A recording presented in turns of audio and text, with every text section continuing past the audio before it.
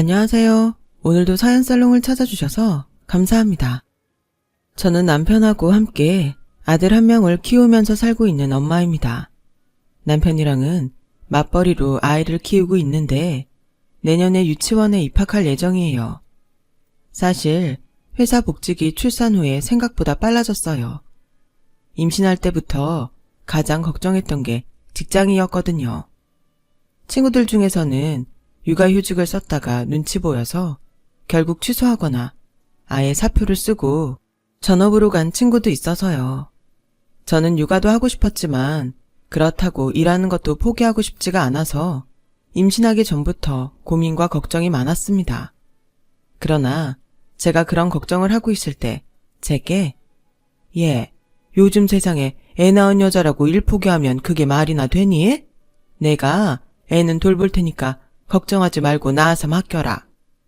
라고 하신 분이 계세요. 바로 제 시어머니세요. 어머님께서는 정말 약속하신 대로 저희 아들을 돌봐주고 계세요. 아기가 6개월 딱 되자마자 연락하셔서 복직 신청해라. 내가 내일부터 너네 집으로 갈게. 하셔서 정말 제가 먼저 말을 하지도 않았는데 등 떠밀리듯이 복직을 하게 되었습니다. 다행히 회사가 복지 좋은 회사여서 육아휴직 후에 복직해도 자리가 보장이 되었고요. 그래서 지금은 어머님이 제가 출근하기 전에 아침에 오셔서 아이를 돌봐주시기 시작하시고 제가 퇴근하고 나면 저녁 먹고 집으로 돌아가세요. 사실 이렇다 보니까 너무 왔다 갔다 고생하시는 것 같아서 어머님, 정말 저희랑 같이 안 사실 거예요? 저희랑 같이 사세요. 저도 그게 더 좋을 것 같아요. 하고 여쭤봤는데 어머님은 손살이 찌시면서 아우 얘가 큰일 날 소리를 해. 나 잔소리 엄청 많이 하는 사람이다. 하시며 저희 부부 불편하게 하기 싫다고 하셨어요.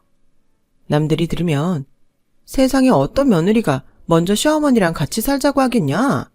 라며 저더러 미쳤다고 할지도 몰라요. 실제로 제 친구 중에 한 명은 그렇게 말하기도 했고요. 그러면서 너는 진짜 복 받았다. 시어머니 복이 진짜 복인데. 라고 그러더라고요.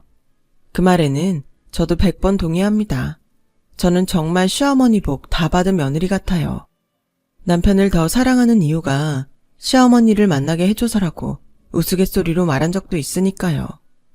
어머님은 제게 정말 특별한 분이시고 어머님이 아니라 제 친엄마로 생각하고 살겠다고 다짐했을 정도로 저와는 각별한 정이 있으신 분이세요. 세상에 다시는 이런 분 없을 겁니다. 저는 어린 시절 엄마를 일찍 보낸 아픔이 있어요. 엄마는 언제나 다정하고 제게 사랑만 주시는 엄마였고 아빠와도 사이가 좋으셨죠. 아빠와 엄마는 연애 시절부터 함께 돈을 모아서 결혼하기 전에 땅을 산 후 집을 짓고 결혼하셨어요. 두 분이 함께 설계하시고 방 하나, 화장실 하나까지 다 직접 손을 대서 설계하신 예쁜 2층 집이었어요. 마당도 있었고 두 분의 사랑이 가득 담긴 집이었죠. 두 분은 결혼하시고 그 집으로 들어가 사셨고 제가 태어났습니다. 그러나 엄마는 몸이 많이 약했어요. 어릴 때부터 허약한 체질이라고 들었는데 저를 낳고 몸이 많이 나빠지셨다더군요. 그리고 무엇보다 엄마를 힘들게 했던 것은 결혼 전부터 존재했었던 친할머니의 심한 잔소리와 시집살이였어요. 친할머니는 엄마에게 명절마다 온갖 제사 음식을 비롯한 집안일을 시키셨고 성격이 순했던 엄마는 시어머니가 잔소리를 하든 폭언을 하든 무조건 내내하면서 듣기만 했어요. 사실 바보 같은 짓이죠. 보다 못한 아빠는 친할머니에게 엄마 이런 식으로 계속하면 호적에서 내 이름 파서 나갈 줄 알아 라며 통보했고 할머니는 그 말을 듣고 조금 수그러드셨지만 아빠를 뺏겼다는 마음이었는지 엄마를 더욱 미워하셨던 것 같아요. 엄마는 제가 13살 때 돌아가셨어요. 제가 기억하는 엄마의 마지막 모습은 병원에서 링거와 산소 마스크를 차고 누워 계신 모습입니다. 엄마가 입원하고 병원 다니는 걸 보면서 우리 엄마가 많이 아프구나 라고 생각은 했었지만 엄마가 돌아가시고 나서 한동안 힘들었어요. 세 식구가 두 식구가 되었고 엄마가 빠진 엄마 아빠의 2층 집은 텅 비어 보였죠. 엄마와 금술이 좋으셨던 아빠가 정말 많이 힘들어하셨어요. 술도 많이 드시고 밤마다 취해서 저를 안고 우셨죠. 그 사이에 저는 외할머니가 돌봐주셨지만 엄마의 빈자리로 인해 저도 힘들었습니다. 어느 날 학교 선생님이 민지가 우울증 증세가 있는 것 같아요 라는 연락을 하셔서 아빠는 정신을 차리셨어요. 아빠는 저를 안고 민지야, 아빠가 노력 많이 할게. 우리 엄마한테 안 부끄럽게 잘 살자 라고 하시더군요. 아빠는 그때까지만 해도 저만 바라보고 저만 키우면서 사실 생각이셨다고 해요. 그런데 예상치 못하게 재혼을 하게 되셨는데요. 바로 할머니 때문이었죠. 할머니는 엄마가 죽고 나서부터 옳았구나 하고 아빠에게 재혼 상대들을 들이밀면서 새 장가를 들라고 재촉했어요. 아이에겐 엄마가 필요하다. 여자애를 네가 어떻게 혼자 키울 거냐? 라고 하셨지만 사실 누가 봐도 다시 내 말 잘 듣는 며느리로 들여야지 하는 신보였습니다. 아빠를 제외한 자식은 딸 둘뿐이니 며느리 데려올 사람은 아빠뿐이잖아요. 고모들은 각각 다른 집으로 시집갔으니까 수발 들어줄 여자가 없어진 거죠. 할머니는 온갖 인맥을 동원해서 며느리감을 구해왔고 아빠는 완강히 저항했죠. 자기 집사람은 제 엄마뿐이라고요. 그런데 제가 학교에서 놀림을 받는 사건이 있었어요. 너 엄마 없지? 우리 엄마가 엄마 없는 애는 못 배운 애라고 놀지 말래 라고 놀림받고 엉엉 울면서 집에 온 것이죠. 아빠는 그때 재혼을 결심하셨대요. 오로지 저만을 위해서요. 다른 사람한테 마음 있는 남자한테 시집 올 여자가 불쌍하긴 하지만 그래도 어차피 어머니가 주는 돈 보고 시집 오는 거였을 테니까 그때 그런 생각은 할 새가 없었어. 너만 보였지 라고 하셨죠. 실제로 새로 오신 새어머니는 할머니가 마치 사온 듯한 느낌이었어요. 할머니 지인의 딸이었는데 딸 부잣집네 딸인데 유독 그 딸한테만 남자가 안 붙는다며 제발 시집 좀 보내달라고 안달이 났었다고 하네요. 언니 여동생들도 다 시집 갔는데 새어머니만 혼처가 생기지 않았다고요. 그렇다 보니 새어머니도 오는 남자 아무나랑 결혼만 하면 되지 하는 생각이셨고 할머니의 결혼 제안을 승낙한 거였죠. 그렇게 아빠와 새어머니는 첫 만남을 가졌어요. 아빠는 나는 내 딸이 가장 중요하고 사실 사랑해서 하는 결혼은 아닙니다. 그렇지만 남편으로서 최선을 다해 존중하고 예의를 갖출게요. 라고 하셨어요. 새어머니도 동의를 하셔서 두 분은 결혼하시고 저희 집에는 새어머니가 들어오게 되었습니다. 새어머니와의 관계는 처음에는 괜찮았어요. 저는 엄마라고 하긴 어색해서 아줌마라고 부르기는 했는데 어른들이 뭐라고 하지는 않으시더군요. 새어머니는 저를 친모녀처럼 살갑게는 아니지만 옷이나 먹을 것들을 챙겨주고 등하굣길도 봐주고 하면서 엄마 역할을 하셨어요. 아빠도 새어머니를 존중하고 어찌되었든 아내로서 예의를 갖춰서 대했고요. 새어머니도 아빠를 존중하고 저희 엄마 흔적을 굳이 지우려고 하지는 않았죠. 그런데 상황이 달라지기 시작한 것은 제가 중학교 1학년이던 14살 때였어요. 남동생이 태어났습니다. 새어머니와 아빠 사이에서 나온 남동생이죠. 아들 노래를 하시던 친할머니가 가장 좋아하셨어요. 아빠도 어쨌든 자기 아들이니까 새어머니와 동생을 더 잘 챙기려고 했고요. 저도 도울 수 있는 건 최대한 도와드리고 집안일도 하고 남동생도 돌봐주고 그랬어요. 그러나 새어머니의 태도는 급격하게 변하더군요. 동생이 태어나고 나서부터 제게 노골적으로 잔소리를 하고 마치 가정부처럼 하녀처럼 유모처럼 부리더라고요. 집안일은 다 맡기고 아기 기저귀 갈기나 분유 타기, 옷 빨기 등등 전부 다 제게 맡겼고 제가 저 학교 일이 바빠서요 라는 말을 하면 네 친동생 아니라고 그렇게 매정하게 대하는 거니? 라며 빈정거렸습니다. 아빠에게도 쟤는 친동생 아니라고 나 몰라라 해요 는 식으로 얘기하셨고 아빠는 민지는 그럴 애 아니야 라고 하시며 절 믿으셨지만 문제는 할머니였어요. 애초에 할머니는 자기가 고른 며느리라 그런지 새어머니를 저희 엄마보다 월등히 예뻐했죠. 아들까지 낳았으니 금상첨화였죠. 손잡으러 오신다고 일주일에 3번 이상을 집에 오셨고 제가 숙제를 하든 말든 불러서 청소 좀 해라. 우리 손자 분유 가져와라. 바닥이 이게 뭐냐? 우리 손자 먼지 먹으면 네가 책임질 거냐? 등등의 말씀을 하시며 마치 그 옛날 저희 엄마에게 하셨던 것처럼 저를 대했죠. 새어머니는 제게 누나가 동생한테 뭐 내세울 게 있어야지. 지엠이 닮아서 피실피실하게 생긴 것 좀 봐. 하며 엄마까지 들먹인 적도 있어요. 사춘기 나이를 지나면서 저도 그런 말들에 분노를 느꼈고 새어머니에게 반항을 해본 적도 있는데 그러고 나면 어김없이 친할머니의 2배의 응징이 따랐어요. 괜히 2번 욕 듣기는 싫어서 그냥 새어머니 욕만 듣자 하는 생각으로 반항 생각은 접었던 것 같아요. 그래도 괜찮았던 건 아빠가 있기 때문이었습니다. 엄마를 향한 그리움을 함께 나누고 공감하고 내 마음을 이해해주는 아빠 덕분에 저는 잘 지낼 수 있었어요.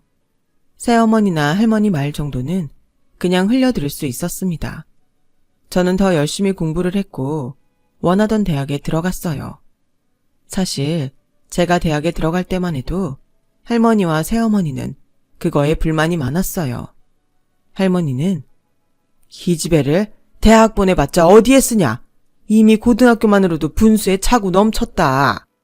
라고 하셨고 새어머니는 우리 아들 이제 학교 들어가서 돈 더 많이 들어갈 텐데 너 네 학비 감당할 생각으로 대학 가는 거니? 라고 빈정대곤 하셨죠. 아빠만이 제 합격을 축하해 주셨고 학비는 걱정 말고 공부 열심히 하라고 응원해 주셨어요. 저는 학비를 대주는 아빠를 향한 감사함을 표했어요. 그리고 정말로 그럴 생각이었고요. 제 한평생 효도는 다 아빠에게 몰아서 드릴 생각이었습니다. 그런데 예상치 못한 일이 생겼어요. 아빠가 갑작스럽게 돌아가신 것이죠. 제가 대학교 1학년 2학기에 시작한 직후였는데요. 저는 대학을 기숙사를 쓰며 다니고 있었는데 갑자기 연락이 왔어요. 아빠가 돌아가셨다고요. 사망 사유는 심장마비였어요. 정확히 말하면 과로로 인한 심장마비로 추정된다고 의사 선생님이 그러시더라고요. 아빠는 한평생 열심히 일만 하시다가 잘 쉬시지도 못하셔서 그렇게 돌아가신 거예요. 정말 장례식장에서 내내 울었습니다. 세상 유일한 내 편이 사라졌다고 생각하니까 너무 슬프고 이제 나는 어떻게 살아가야 하나 하는 생각이 들면서 앞날이 깜깜해졌어요.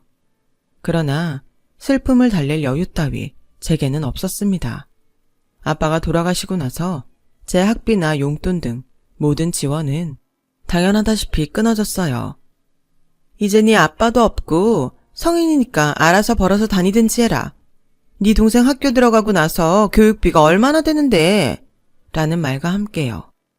새어머니는 파트타임 일을 하고 계셨고 할머니의 모든 용돈이나 지원은 오로지 남동생만을 위한 것이었죠. 제가 당시 아르바이트를 하고 있기는 했지만 학비를 대기에는 부족했고요. 저는 결국 휴학 신청을 해야만 했습니다. 휴학을 하고 집으로 돌아온 저를 맞은 것은 굳게 닫힌 집이었어요. 문을 열어주지 않았죠. 당황해서 마구 문을 두드리니 새어머니가 나와서 너 이제 독립할 나이도 되지 않았니? 여기 이제 네 아빠 집 아니다. 라고 당당하게 말하면서 내민 건 새어머니 명의로 된 집문서였어요. 제 아빠와 엄마가 사랑을 가득 담아서 정성껏 설계하고 지은 그 집을 빼앗겨버린 거예요. 장례식과 휴학 등으로 정신없는 와중에 할머니와 새어머니가 손을 써서 집 명의를 새어머니 이름으로 바꿔버린 것이었죠. 이러는 게 어딨어요. 어머니 저희 아빠가 엄마랑 지은 집인데 라고 항의했지만 소용없었고 저는 정말 말 그대로 짐가방만 든 채로 집에서 쫓겨나고 말았죠. 할머니네도 찾아가서 따져보았지만 할머니는 아들 낳은 며느리 집도 못 주냐? 내 아들 집이었는데 라고 하면서 저를 쫓아내더군요. 이미 저는 그들에게 딸이나 손녀가 아니었던 것이죠. 집에서 쫓겨나서 한 일주일 정도 찜질방에서 잤습니다. 그리고 아르바이트를 다니면서 앞으로 어떻게 살까? 그냥 아빠 엄마를 따라가야 하나? 하면서 많이 울기도 했어요. 그런데 그때 한 남자를 만나게 되었어요. 바로 남자친구이자 현재는 제 사랑하는 남편이 된 남자죠. 남자친구는 저희 학교에서 저랑 같은 수업을 들었는데 사실 저는 잘 몰랐어요. 찜질방에서 마주쳤는데 남자친구가 먼저 제 이름을 부르면서 아는 척을 하더군요. 남자친구가 먼저 살갑게 인사해주고 다가와줘서 금방 대화를 잘 풀게 되었어요. 정말 얼레벌레 로맨틱하지도 않은 고백이었습니다.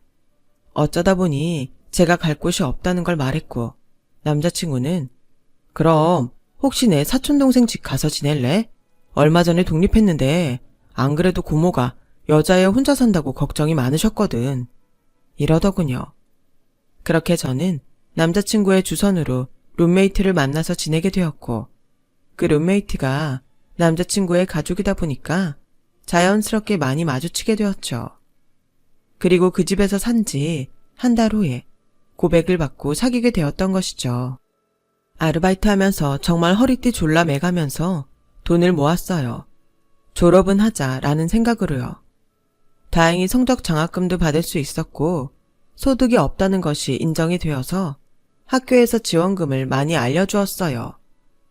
집이 해결되고 나니까 여유가 좀 생겨 복학을 할 수 있었던 거죠. 감사하게도 남자친구의 도움도 많이 받았고 이제는 사촌 시누이가 된 당시 룸메이트 친구한테도 여러 도움을 받았죠. 방세도 안 받았고요. 그렇게 지내면서 저는 점점 집과의 연결고리를 끊어갔습니다. 아니, 애초에 그런 건 없었죠. 아빠가 마지막 연결고리였으니까요. 미련이 있다면 그 집이었어요. 엄마와 아빠의 추억이 담긴 제게도 아주 소중한 그 집이요. 속으로 돈 꼭 많이 벌어서 변호사 고용해서 내 집 되찾아와야지 라고 생각했었어요. 남자친구도 제 가정사를 다 알고는 제게 언젠가 돌려받을 건 꼭 돌려받을 날이 올 거야 라고 말해주며 응원해 주었고 저는 그런 남자친구의 응원 덕분에 무사히 졸업을 하고 좋은 회사에 취업도 할 수 있었습니다. 취업하고 나서도 월급을 한동안 빡세게 모아서 몇 달 후에 작은 원룸을 얻어서 독립을 했어요. 남자친구도 좋은 기업에 취직을 했는데 취직하고 얼마 안 있어 제게 결혼 이야기를 꺼내더군요. 결혼하고 싶다고요. 저는 정말 망설였고 주저했어요. 어쨌든 이 결혼에서 더 많은 비용을 감당해야 할 건 남자친구였고 사실 객관적으로 봤을 때 저는 가정사도 그렇고 정말 보잘것 없었거든요. 제 걱정은 기후였어요. 정말로 한순간에 깨져버렸죠. 바로 남자친구 집에 처음 인사를 간 날에요. 남자친구의 아버지는 남자친구가 고등학교 때 암으로 돌아가셨고 어머님과 둘이 살고 있었습니다. 아버님이 돌아가시기 전에 상가 건물 2채와 아파트 한 채를 남기고 가셔서 어머님께서는 무리 없이 남편 학비도 되고 당신도 넉넉하게 잘 지내실 수 있었죠. 아버님 살아 계셨을 때보다는 기운 가세였지만 그래도 저와 비교해보자면 완전 천지 차이였습니다. 어머님은 저를 처음 보자마자 세상에 어쩜 이렇게 맑은 아이를 데려왔어 하시면서 손을 잡아주시며 반겨주셨고 친딸처럼 고기 반찬을 찢어주시고 술도 따라주셨어요. 그 술김에 저는 제 가정사와 어려웠던 일들을 줄줄 말해버렸는데 어머님은 그 이야기를 들으시고는 남자친구에게 호통을 치시면서 너는 왜 이제서야 결혼을 하겠다고 해서 진작에 데려왔으면 내가 학비랑 다 대주고 했을 텐데 아우 지 여자친구 이쁜 거 자기만 보겠다고 엄마한테는 꽁꽁 숨겼네 라며 웃으셨어요. 저를 안아주시면서 얼른 집에 와야지. 시집 말고 집에 와라. 엄마가 잘해줄게. 얼른 와라. 라고 하시는데 저는 정말 큰 위로를 받았습니다. 그렇게 결혼을 준비하게 된 저는 직장일과 결혼 준비를 병행하면서 바쁘게 지냈어요. 그런데 전화 한 통을 받았죠. 바로 부동산에서요. 이민지 씨 맞으십니까? 라고 시작한 말은 부모님의 집이 매물로 나왔다는 충격적인 소식을 전했어요. 도대체 어떻게 된 건가 싶어서 부랴부랴 알아보니 새어머니의 사치가 너무 심해서 빚이 늘어나 버렸다네요. 어차피 그 집은 새어머니한테 아무 의미도 없었고 새어머니는 시집살이 걱정도 없으니 아들 데리고 벌써 할머니 집에 들어가서 살고 있던 상황이었죠. 그 집은 빈집 상태로 팔리기를 기다리고 있었고요. 아빠 명의의 서류를 정리하던 중 딸인 제게 연락을 한 것이었어요. 하지만 연락이 오면 뭘 하나요? 제게는 그 집을 살 힘도 제 권리를 주장할 힘도 없었는걸요. 저는 그저 울기만 할 뿐이었어요. 그래도 그래 새어머니가 그 집 들어가서 살고 있는 것보다는 나아. 언젠가 꼭 내가 다시 사올 거야. 그렇게 굳게 다짐하면서 저는 마음을 다잡으려고 애썼어요. 시간이 흘러서 결혼식은 다가왔고 제 하객 중에 저와 피를 나눈 가족은 아무도 없었습니다. 전부 다 대학 동기와 직장 동료들 뿐이었고 혼주석에는 앉아줄 사람도 없어서 결국 양가 좌석을 구분하지 않고 어머니만 가운데 앉으시는 걸로 했어요. 사는데 바빠 느끼지 못하는 척했지만 엄마 아빠의 빈자리가 너무 크더라고요. 결혼하기 하루 전날에 남자친구가 제게 나랑 우리 신혼집 보러 가자 라고 하더군요. 저는 우리 일단 어머님이랑 같이 사는 거 아니었어? 라고 물었는데 남자친구는 아니야 그냥 새집 구했어 라고 얼버무리더라고요. 의아함을 안고 남자친구를 따라간 곳에서 남자친구는 제게 자 우리 집 열쇠야 하고 제게 반짝거리는 새 열쇠를 쥐어주었어요. 요즘 무슨 열쇠를 쓰지? 생각하며 그 열쇠를 받고 남자친구를 따라 차를 타고 간 저는 그 자리에 주저앉아 버렸어요. 남자친구가 절 데려간 그곳은 바로 매물로 나왔다던 부모님의 집이었습니다. 이게 어떻게 된 거야? 라고 묻는 제 앞에는 어머님께서 나타나셨어요. 우리 딸 결혼 선물로 엄마가 샀다. 알고 봤더니 어머님께서 당신이 가지고 계시던 상가 건물 한 채를 파셔서 이 집을 사신 거였어요. 오직 저를 위해서요. 우리 딸 마음고생 심했지. 엄마가 너희들 바로 들어가 살 수 있도록 집안 수리랑 정리까지 다 맡겨서 해놨어. 이제 여기서 행복하게 살면 돼. 정말 창피한 줄도 모르고 그 대낮에 길에서 어머님을 껴안고 소리내 엉엉 울었습니다. 어머님도 제 등을 끌어안아 주시면서 같이 우셨어요. 얼마나 마음고생이 심했니? 하시면서요. 그렇게 깜짝 선물을 받고 저는 결혼식을 올렸고 그 집에 들어가 살게 되었어요. 그리고 한 달 정도 후에 어떻게 알았는지 새어머니와 할머니가 찾아왔어요. 집 내놔라 하면서요. 저희 시어머니께서 합법적으로 구매하셔서 저랑 남편 살라고 주신 집이에요. 아줌마가 뭔데 나가라 말아예요? 아줌마? 너 말 다 했어? 그럼 아줌마가 아줌마죠. 아빠랑은 결혼했겠지만 제 엄마도 아니잖아요. 결국엔 머리까지 잡고 육탄전을 벌였고 경찰이 와서 그 아줌마에게 이 집에 대한 법적인 효력이 없다고 말을 하고 나서야 새어머니와 할머니는 분노로 씩씩대면서 돌아갔어요. 그 뒤로 다시 한 번 더 찾아오면 주거침입으로 고소한다는 소리까지 일러주었죠. 그 뒤로 한 1년 정도 지나고 나서 할머니에게 연락이 왔더라고요. 네 동생 학교는 다녀야 하지 않겠냐? 하면서 학원비를 보내달라고 했어요. 목소리가 한풀 꺾여서 애원하는 듯한 목소리더라고요. 보아하니 새어머니 사치가 멈추질 않았던 모양이에요. 단칼에 끊으려고 했는데 남편이 어린애가 걸렸으니 한 번만 보내자고 해서 한 번만 보낸 후 연락처도 바꾸고 아예 끊어버렸습니다. 지금은 너무 예쁜 딸까지 낳고 행복하게 살고 있어요.